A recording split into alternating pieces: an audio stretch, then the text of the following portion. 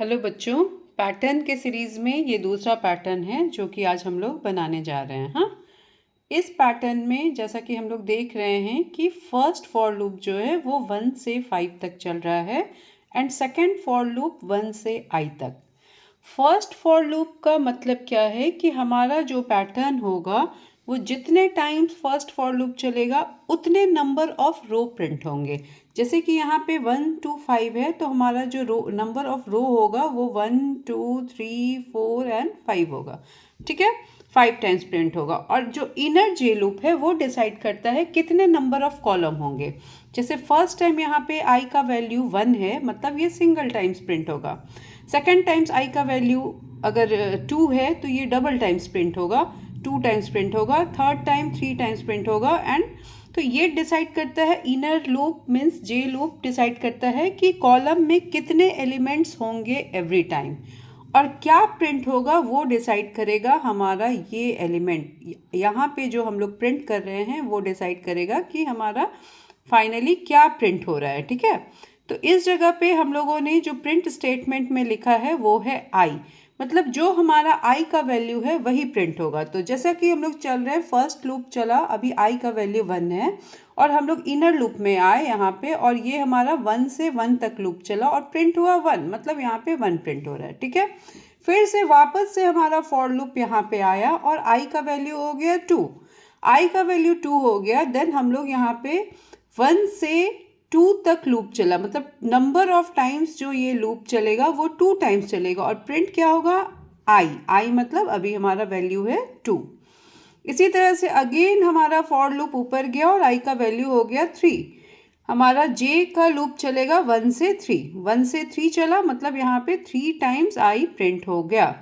इसी तरह से हमारा सारा जो फॉर लूप है वो वर्क करेगा और i का वैल्यू 5 है, मतलब 5 टाइम्स हमारा प्रिंट होगा, 5 रो हमारा प्रिंट होगा। ठीक है, जब हम इसको एग्जीक्यूट कराते हैं तो हमारा आउटपुट कुछ इस तरह से आता है। ओके, फर्स्ट रो में 1, सेकेंड रो में हमारा 2 2, थर्ड रो में हमारा 3 3, फोर्थ रो में 4 4 4 एंड 5 5 5।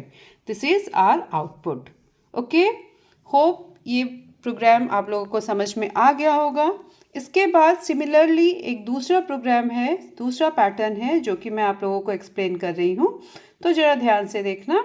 ये जो पैटर्न है ये जैसा लास्ट पैटर्न था बिल्कुल उसी टाइप से है, बट यहाँ पे फर्स्ट रो में हमारा क्या प्रिंट हो रहा है 1, सेकेंड रो में हमारा क्या है 1 and 2। ठीक है, थर्ड रो में 1 2 3, 1 2 3 4 एंड 1 2 3 4 5। मीन्स यहाँ पे हमारा जो एवरी रो के एलिमेंट प्रिंट हो रहे हैं वो चेंज हो रहे हैं। ठीक है, स्टार्ट 1 से ही हो रहा है बट हर बार वो चेंज हो रहा है। ठीक है, तो यहाँ पे जो हमारा नेक्स्ट प्रोग्राम है हम लोग बिल्कुल उसी तरह से लिखेंगे। यहाँ पे नंबर ऑफ रो हमारा कितना है 5, नंबर ऑफ कॉलम कितना है, हर बार 1 1 इंक्रीमेंट हो रहा है।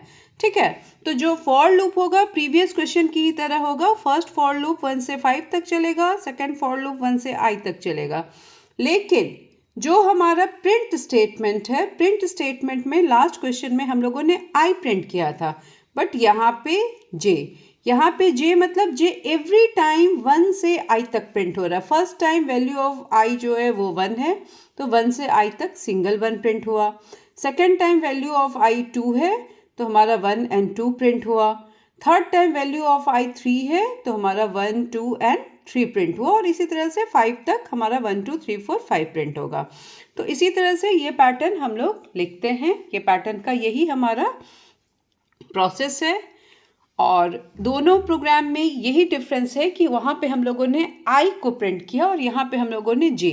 जब i प्रिंट कर रहे थे तो हमारा every element of same row same था, बट यहाँ पे क्या है कि every element of a single row different है, 1 1 2 1 2 3 इस तरह से। ठीक है, तो जब हम इस प्रोग्राम को एग्जीक्यूट कराते हैं तो हमारा जो फाइनल आउटपुट होता है वो कुछ इस तरह से होता है। ठीक है, तो ये हमारा आउटपुट है। ओके, तो आज हम लोगों ने ये 2 प्रोग्राम को डिस्कस किया, ये 2 पैटर्न को डिस्कस किया। आप लोगों को अगर और भी किसी पैटर्न में डाउट हो या उसे जानने की ज़रूरत हो तो प्लीज़ कमेंट बॉक्स में कमेंट करें, मैं उसका भी वीडियो डाल दूँगी। ओके, थैंक यू बच्चों।